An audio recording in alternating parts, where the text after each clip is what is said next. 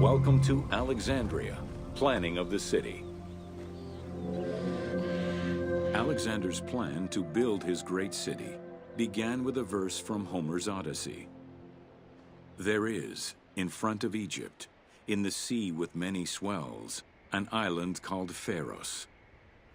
Guided by these clues, Alexander the Great founded his future city at the western end of the Nile Delta.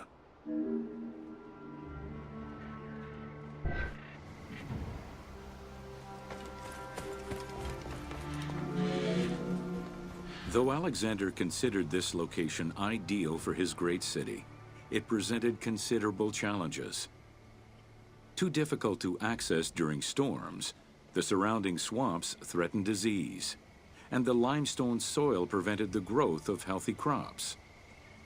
However, due to the influence of his mentor Aristotle, Alexander the Great recognized that the true value was its strategic emplacement.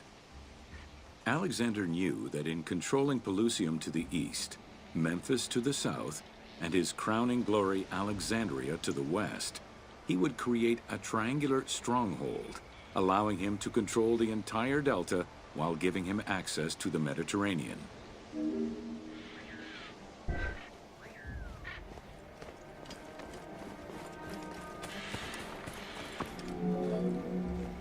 The great walls of Alexandria had a humble beginning. Lacking chalk to outline the future city's foundations, architects were forced to use flour instead. Clouds of migrating birds swept down and ate the flour, erasing the plans. This prompted Alexander to seek guidance from the oracles, who reassured him that his future city was destined to feed a large population.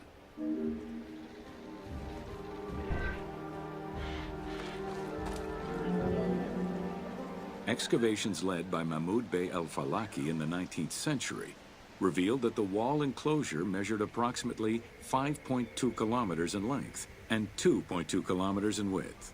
It was roughly 9 meters in height.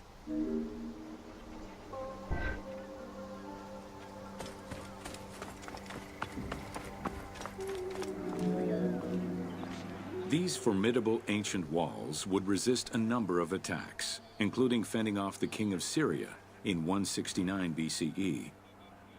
It wasn't until 295 CE that they eventually fell to Roman Emperor Diocletian, and this only after 8 months of relentless assault.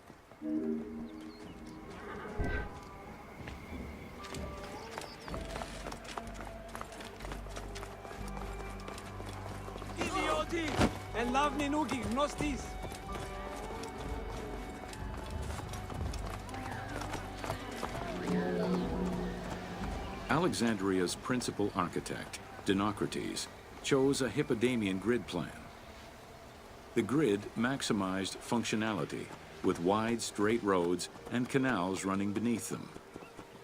Alexander recognized the military value of the city's design. The wide, parallel streets gave him optimal surveillance of the city, while allowing the unobstructed flow of troops.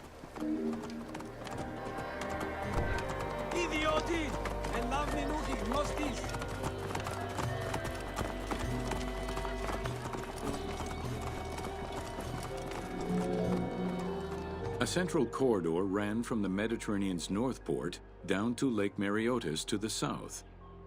This thoroughfare acted as an unobstructed link for commercial trade and travel between the two ports. Many of the streets were bordered with grand buildings and parks, including Canopic Street, with its impressive gate bordering the eastern end.